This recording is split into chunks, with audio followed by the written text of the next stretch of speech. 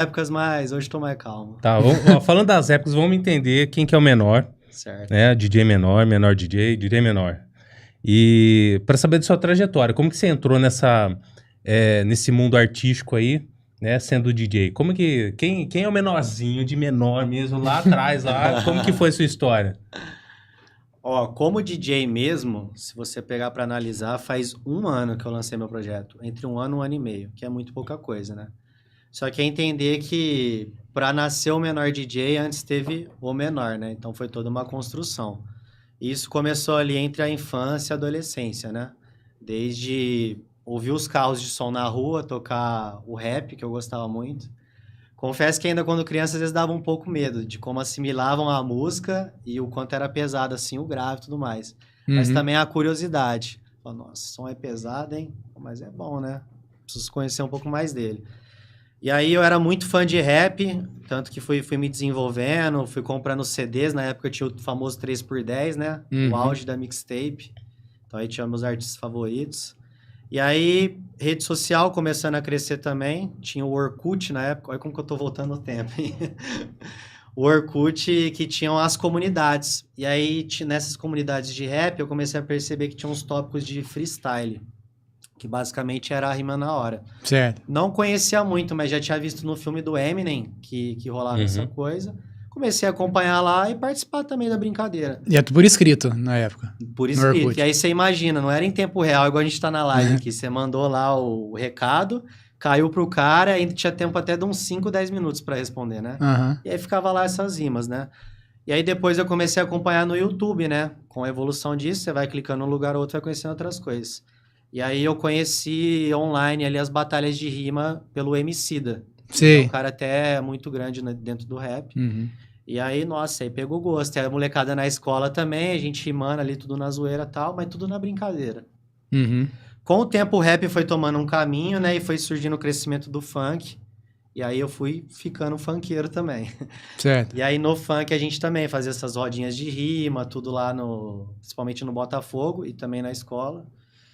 E só que assim, cara, de novo, sempre na brincadeira, né? Mas esses foram os contatos iniciais. E somado a isso, uma participação em samba, que é até curioso que veio através do esporte. Eu desde menino acompanhava o meu pai no estádio do Botafogo para assistir os jogos do time, né? E aí o curioso é que eu ia pro estádio, só que eu não vi o jogo. A gente tava lá, o campo tava aqui, eu tava o jogo todo aqui assim, ó, olhando pro lado e batendo palma. E tentando aprender as músicas da torcida. Ah, sim. Da Fiel Força? Da Fiel Força, na época. E aí, desde essa época que eu comecei a contar pra vocês, de criança, de pegar o rap ali, tá no online na escola, até minha adolescência, frequentando estádio e querendo estar ali no meio do bolo da organizada, eu fui criando esse gosto musical no samba também. E aí, quando eu tive meus 13, 14 anos, eu entrei pra torcida organizada.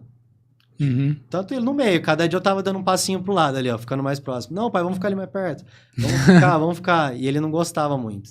Certo. E aí, quando eu fui criando tamanho, assim, pra ir sozinho pro campo, comecei a enfiar ali no meio da torcida, aí já conheci o poliesportivo que é ali na Vila Tibério, Uhum. a sede da torcida depois, a hora que fui ver, tava total ali no meio. E aí, uns primeiros passos foi a bateria, né? Comecei a pegar o instrumento de surdo, tocar ali no intervalo, quando o pessoal parava de tocar, aí pedia licença, deixa eu tocar hoje. Aí chegava em casa, tava lá no sofá, minha mãe que adorava, né? Batendo lá e cantando, vendo vídeo no YouTube pra aprender as músicas depois. Certo. E de novo também, no lazer, cara. Gostava muito de estar ali, paixão gigante pelo Botafogo, tanto que tá aqui até hoje. E foi ali que nasceu o menor, dentro da arquibancada do Botafogo. Porque andava num monte de marmanjo, né? Os caras tinham 30, 35, o mais novinho ali acho que tinha 20. Eu tinha 13, 14. Só que tava ali no meio dos caras. E os caras já te chamavam de menor? Foi ali que me apelidaram. É porque ele era Quem mais nem novo, perguntou né? meu nome, né? Só falou, ó, o menor. Ó, o de menor, ali, o menor. Aham. E aí ficou até hoje. Menor. Entendi. Que massa, cara. Esse foi o começo de tudo. E eu, assim, nessa época, tem um adendo, eu não tinha noção nenhuma do que a música ia ser na minha vida. Era totalmente lazer. Porque eu era um entusiasta, né? Eu nem sabia que isso poderia ser uma profissão. Não tinha base nenhuma disso. E depois a gente vai contar a história por completo, mas Hoje eu tô com 29, né? E eu falei que minha carreira começou ano passado, com 27 para 28. Então foram 14 anos sem perceber que isso poderia ser minha atividade profissional e aquilo que eu queria fazer da minha vida. Uhum. Você tinha outras atividades. Sim. Passando ali da adolescência, né? Quando eu tava para completar de 17 para 18 anos, o último ano da escola, né? O terceiro colegial. Chega aquela fase ali de vestibular, né? Eu fui, assim, agraciado de poder estudar escola particular boa parte da minha vida e foi assim até no meu último ano, né? E no terceiro ano tem toda aquela coisa do vestibular, os professores falando na sala, tal, que você vai pra faculdade, não sei o quê. E eu, cara, como eu gostava muito aí do Botafogo, da organizada, da arquibancada e tal, não, eu era um moleque estudioso. Eu era da bagunça, eu era da turma do Fudão. Uhum. Só que quando tinha a prova, eu falava, o que vai cair hoje? Isso aqui, estudava rapidinho, ia bem na prova. Então eu tinha uma certa facilidade. Ok. E aí, com os professores brilhando os nossos olhos ali da faculdade e tal, e eu aquilo lá, já tô aqui mesmo, né? Acho que o tempo passa até mais rápido se eu estudar. Resolvi estudar. Falei, não, alguma mão divina colocou na minha cabeça e falou, estuda que você vai precisar. E aí eu comecei a estudar, cara. Só que assim, eu não tinha referência alguma na minha família de faculdade. Ninguém tinha feito faculdade. Então, pouco é que eu fiz depois disso.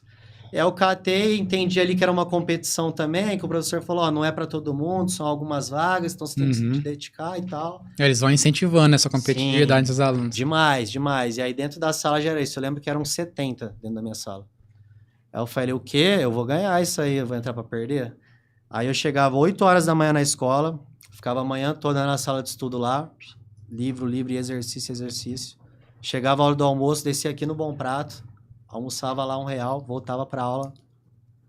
Na aula estudava, participava, perguntava. Tinha alguns professores que sabiam desse negócio da brincadeira da rima, até falava, faz uma rima aí na aula hoje e tal. Professor Dersim, olha, lembrei o nome do cara. Grande abraço se você encontrar esse vídeo aí, Dersim. Professor do que aquele era? De física. Olha. Só que ele era bem despojadão, assim, era gente boa e tal. E eu sempre me dava bem com os professores também. Os caras, por mais que eu era bagunceiro, eles gostavam de mim. E aí, cara, estudei. E assim, chegou a hora de escolher o curso também. Eu falei, mas o que eu vou prestar agora? Não sei, não conheço profissão. Não gostava de biologia, então fui descartando, assim, medicina, essas áreas assim. O seu pai era de que ramo? Você falou que ele não tinha feito na faculdade? Não, ele era motorista. Ah, sim. Até hoje, né? Não, hoje, na verdade, ele trabalha como encarregado, mas as profissões, assim, mais de almoxarifado e tal, foi motorista por boa parte. Certo. E minha mãe vendedora. Só que mais parte do lar, assim, do que vendedora mesmo. Era sempre autônomo, né? E assim, não tinha tio, não tinha avô, tinha ninguém que tinha feito faculdade ali. Então, não tinha ideia do que era isso, né? Mais uma coisa eu tinha ideia desde quando eu falei pra vocês que tava indo ali no Botafogo e ouvindo os carros de som na rua, né? Que era que eu não queria depender dos outros. Eu não queria passar as dificuldades que minha família passava em casa. Eu queria ter autonomia para poder frequentar os lugares que eu quisesse, para eu poder comprar a roupa que eu quisesse, enfim, comer e tudo mais, né? E foi uma realidade que eu até passei ao longo dos anos na escola, antes de chegar esse período aí de vestibular. Que era, eu tô na escola particular, tem um ensino muito bom, só que eu não tô usando a mesma roupa que o menino ali. Chega na hora do recreio, eu não tenho dinheiro pro lanche. Então, meio que tinha que me virar. E tanto que eu me virei até. Com 10 anos ali, eu vendia. Eu participei desse 3x10, não só comprando, mas vendendo também. Eu vendia jogo de PlayStation 2 pros meninos lá na escola. Sim. Aí, primeiro eu comprava no meu bairro e vendia pra eles, porque meu bairro era mais barato, aí eu ganhava um precinho em cima por intermediário e vendia pra eles. Legal. Depois eu aprendi a fazer a cópia do jogo. Então eu pegava que jogo que você quer? Tal. Esse eu tenho. Ia lá em casa, programa Nero. Nossa, tá vendo um monte de lembrança hoje, hein? Eu lembro. Nero e Alcohol. Jogava no gravador de DVD do computador, gravava lá o CD, chegava pro moleque, tá aqui, vendia pra ele. Então diminuía meu custo. Pirateiro sem vergonha. Sim. Comprava só o DVD vídeo e mandava ver. Mandava ver. E aí depois eu aprendi que eu conseguia baixar o ISO na internet e gravar o jogo do cara. Então eu não dependia de ir na loja comprar o que às vezes a pessoa queria. Eu não tinha na minha cartela de discos lá, né? Sim. Então, assim... Empreendedor, né? Exatamente. Desde cedo. Desde pequeno. Enfim, contando essa história, passei por outros também, vender roupa, tal, um monte de coisa aí, sempre me virando, porque, ó, final de semana a galera da escola vai pro Hopi Hari. Puta, aí como é que faz, né? Não vou pedir pra minha mãe. Minha mãe, ela até me dava as coisas. Ela fazia de qualquer coisa pra eu não passar vergonha, vamos falar assim. Minha mãe é tipo a Rochelle do Todo Mundo Odeia o Chris. Sim. Pobre soberba, eles falavam na nossa. Pô, a gente não tem, mas não vai passar vergonha, não. Você vai ter. Só que eu sabia que isso era danoso. Eu tinha alguma mentalidade de entender que faria mal dentro de casa depois. Então eu não contava pra ela. Falava, não, eu vou dar meus pulos ali e vou estar igual os moleques na escola. E aí vendia jogo, vendia roupa, enfim, tudo que você imaginar ali nessa caminhada. E aí chegou aos 17, que eu sabia fazer era vender. Sabia que eu queria ser autônomo, que eu não queria ser dependente de ninguém. E aí eu fui ligando os pontos e falei, pô, acho que a carreira que mais se parece com isso é no curso de administração. Que eu acho que eu tenho que ser um empresário, né? Um empreendedor. Acho que nem usava muito esse termo na época, né? Antigamente não usava tanto quanto Na hoje. minha cabeça era empresário. Uhum. Aí eu falei, então acho que é esse curso que eu quero. E aí fui prestar administração. Chegou no final do ano, cara, eu tinha certeza que eu ia passar nesse tal desse vestibular. Certeza. Fui pra prova muito confiante e não deu outra. Prestei 3 provas, né? O Enem, a FUVEST e a VUNESP, e passei em 4 universidades. Porque o Enem te dava opção de 2, né? E aí passei na USP também, passei na Unesp, escolhi ficar aqui em Ribeirão na USP. Uhum.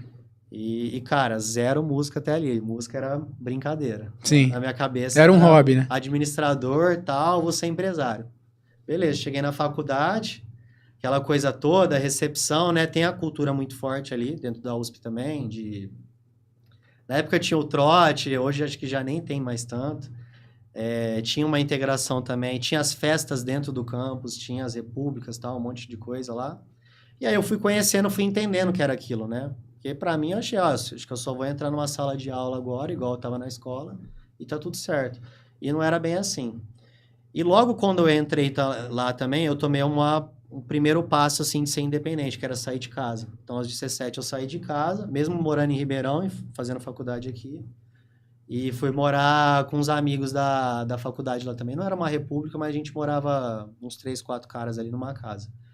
E aí, obviamente, fui pagar minhas contas. Até então não era aquele momento que eu ia ter para onde pedir. E aí fui trabalhar. E aí consegui um estágio numa grande empresa aqui de agronegócio, que a USP, que acabou abrindo muita porta para isso para mim. E escancarou várias outras portas também. E aí lá eu entendi, eu falei, pô, eu acho que ser um empresário não é tão simples assim. Não basta só minha força de vontade e estar cursando administração. Tem toda uma estrutura por trás até eu chegar lá. Então, eu comecei a trabalhar nessa empresa, fui promovido, me desenvolvi lá. E aí começou a minha caminhada de que eu falei, não, agora eu tenho que ser empresário. Como que eu vou chegar lá? Então, ó, acho que eu preciso trabalhar tanto assim, juntar uma grana, preciso entender que segmento que eu quero entrar, que eram respostas que também eu não tinha, né?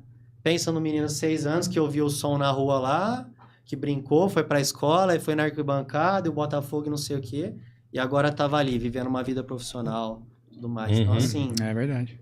toda essa fase foi de descoberta, sabe? Por não ter uma referência muito técnica, teórica dentro de casa, né? E aí eu fui descobrindo por conta. E nas empresas, eu percebi também que eu tinha que ter a minha escalada ali como carreira, né? E no meio desse caminho tinha um sonho também, que era viajar para a Europa. Eu queria fazer intercâmbio. Então, quando chegou ali mais ou menos no meu 3º ano de faculdade, que eu já estava no 2º, 3º ano de empresa, eu tomei a decisão de sair de lá porque eu queria viajar para a Europa. E aí eu fui me inscrever nos editais de intercâmbio.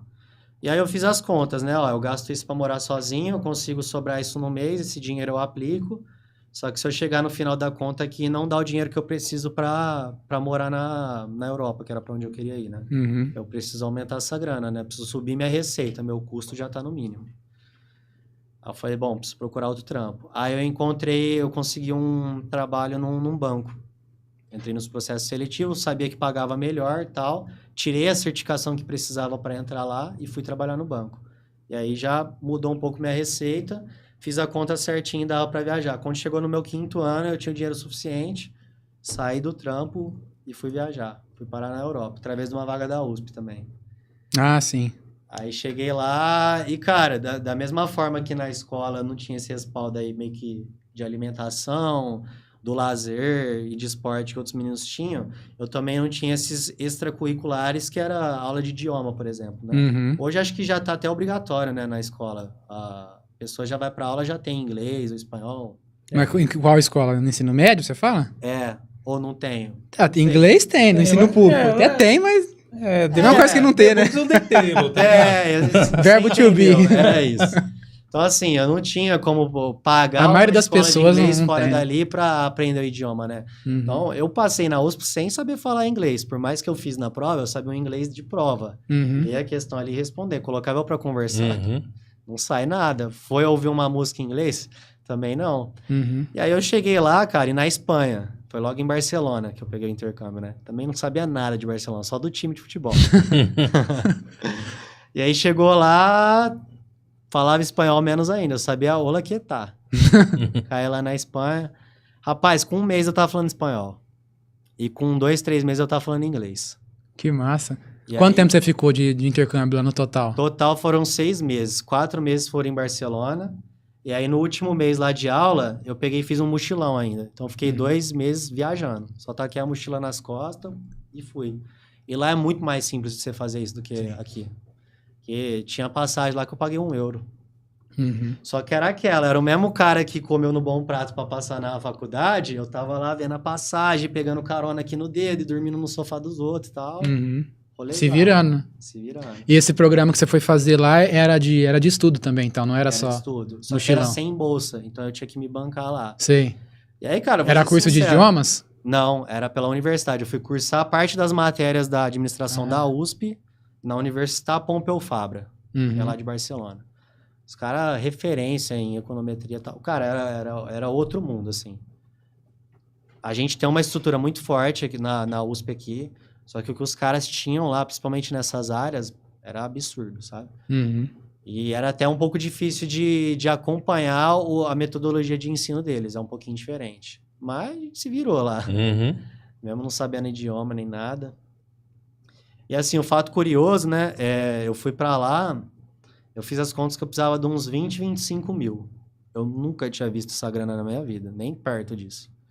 E aí eu tava conseguindo guardar o quê? Assim, 500 mil por mês, assim, mas cortando tudo ali, na época da empresa de agronegócio. Depois do banco, eu comecei a conseguir guardar 2, que já pagava um pouquinho melhor. Só que, cara, também aqui, ó, bandejão, sem sair, vendia convite de festa, outra coisa ali, e fui juntando. Eu cheguei lá, no fim das contas, eu tinha acho que uns 15. E terminei lá a viagem, acho que com 19. Então, assim, eu precisava de 30, 25, 30, você vê que a conta não fechou, né? Então, passei meus perrecos lá também, mas, cara, deu tudo certo. E você precisava se bancar lá. Como que você fez isso lá? Levei parte do dinheiro aqui e o outro fui arrumando bico lá também. Consegui arrumar trabalhando alguns. Sim. Limpeza de apartamento, trabalhei num hostel também, recepção, limpeza, lavanderia, cozinha. Fiz uns trabalhos a gente chama de chapa aqui no Brasil, né? Mas os caras iam descarregar a mudança lá, eu tava lá, fazia tal, recebia em euro. E isso aí, dividindo a faculdade com o trabalho. Igual eu fazia aqui também, né? Uhum. Cara, a hora que eu pisei lá, olhei tudo aquilo lá, vi tudo diferente. Cadê família, cadê amigo? Eu te falo, teve várias vezes que eu chorei lá, viu? Não vou negar, não. Foi difícil, batia a maior saudade. Botafogo aqui, eu querendo ver jogo, não tinha isso lá. Ah, vá, você sentiu tanta saudade assim no Botafogo. Rapaz, eu senti, velho, eu senti. Mas era na época do BFC ou era já SA? Foi bem na transição. Tava no final do UFC. Sei. E olha que doido, eu conheci o Campinu lá, eu entrei no jogo. E essa história é da hora também. Rapaz, eu fui no El Clássico lá na porta, só porque eu queria sentir a atmosfera, porque eu não ia conseguir ingresso, né? Além de ser difícil, era muito caro. Sim. E eu, vivendo do jeito que eu tava lá, era impossível. E aí eu fui pra porta pra sentir o clima, né? Eu falei, rapaz, deve ser muito louco o clássico dele, né? Eu tô acostumado com o Come Fogo aqui, eu já acho mó da hora. Imagina esse jogo, né? Aí cheguei lá e tal, e vi um monte de movimentação, assim, uns menininhos que ficavam tentando, queriam entrar e tal, não sei o quê. Falei, velho, eu vou perguntar pra uns povos, vai que ninguém tem ingresso sobrando aí, né? Comecei a perguntar, tem carnê? E nada, e zero. Só que alguma coisa me disse que eu falei, meu, se eu perguntar, um dia vai ter alguém aqui dando ingresso. E eu preciso conhecer esse Campinu, eu tô aqui. Teve um outro jogo lá, acho que na semana seguinte. Era Barcelona e Cultura Leonesa. Aham, sei. Time da 4ª divisão, sei lá, da Espanha. Era a Copa do Rei. E aí eu fui lá no meio da semana nesse jogo, na porta do mesmo jeito. Que tal, tiene carnet, eu sou de Brasil, Ronaldinho, Romário, que le gusta. Falando espanhol, portunhol, né? Com os caras lá. Ah, não tenho. E tipo assim, ouvindo um monte de não. Acho que depois de eu ouvir mais uns 200 não, chegou um casal. Ah, eu tenho um sobrando sim, meu filho não veio, toma. Me deu o ingresso, rapaz. Na porta do Camp Nou. Eu falei, mentira que isso tá acontecendo. Aí eu já, graças, obrigado, tá, não, pode vir, tá tudo bem, meu filho não veio. Falei, então, hoje eu sou seu filho. Entrei com os caras no campo, velho, e eu falei, mano, que doido, eu tô entrando no Camp Nou, mano, só pedindo ingresso e tal. Colei com eles, aí você entra assim no estádio, todo concretão e tal, bem, das antigas estádio. E fica escrito assim o nome de todas as pessoas que participaram da construção do estádio. Eu nem sabia. Foi igual no Botafogo. Foi a própria torcida, a população local que construiu o Camp Nou. Sim. Fica marcado os nomes das pessoas e tal. Aí entrei e, mano, era bem no meio do campo ainda. Não era assim, atrás do gol, tal, arquibancada. Era no meio do campo o jogo. Aí entrei com os caras e fazendo vídeo, não sei o que, zoando, assisti lá. Foi acho que um 5-0 pro Barcelona. Foi 5-1, porque eu lembro que eu vi a torcida dos caras comemorando um gol. Inclusive o Malcom, que é brasileiro, que acho que era do Corinthians, né? O Malcom, Sim. Né?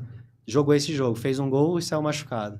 Aham. Mas o Messi não tá, os caras lá da época não tava tudo no banco, assim. Jogou um ou outro titular, mas foi uma baita experiência. Só que eu saí de lá e falei, lá no meu país é mais legal. Não gostei, não. A gente ganha desses caras. Porque é bem, assim, aspecto de teatro, né? O pessoal assiste sentado. Tinha hora que eu queria levantar, assim, pra se exalta no estádio. Os caras, baixa aí, tô assistindo. E tem um surdo lá? E organizada não tinha? Torcida organizada? Não tinha. Eles tinham, assim, uns 20 anos atrás, lá eles chamam de ultras, né? As torcidas deles. Só que eles tomaram banimento por problema de arruaça, briga, alguma coisa assim. E lá, assim, baniu e já era. Você não via mais os caras. Então lá, é um estádio, assim, você vê muito mais turista. Chinês tinha de monte lá. De monte, assim. E todo mundo, assim, sentado, celularzinho aqui. Aí sai um lance legal. Ei! Foi, pô, cadê a bateria e tal? O povo pulando, bandeirão subindo. É outra coisa, não né? Não tem. Eu também eu fui uma vez lá nos Estados Unidos, vi no Gillette Stadium, lá do onde joga o Patriots, né? Pra assistir um jogo de futebol também. Nunca tinha ido, e eu não ia pagar um absurdo pra ir ver Patriots, eu nem gosto de NFL, né? Aí eu falei, ver um jogo de futebol. Aí fui ver lá, tem o New England Revolution, que é o time de lá. Fui assistir, eu tive a impressão igual você, assim, né? Legal, tudo, a estrutura da hora, não sei o quê, mas não é a mesma coisa, cara, do que a América Latina. Sem emoção. Você vai aqui em Ribeirão, no Botafogo, até no Paraguai também, que eu já fui ver o jogo do Cerro, cara, é muito louco. Torcida organizada e tal. Nossa. É outro nível, é outra coisa. Futebol igual na América Latina não tem. Pra essa coisa, pra festa da torcida. O menino que ia pequeno no estádio, nem olhava pro jogo, ficava olhando pra torcida, tentando aprender a música. Aí tá lá nesse aspecto aí de teatro. É bem diferente mesmo, né? Sim. Assistiu o jogo e saiu com o pai e mãe lá, né? Pior. Falou, podia ter assinado o documento, né? Já ficava aí. Deixa eu mandar um salve pros nossos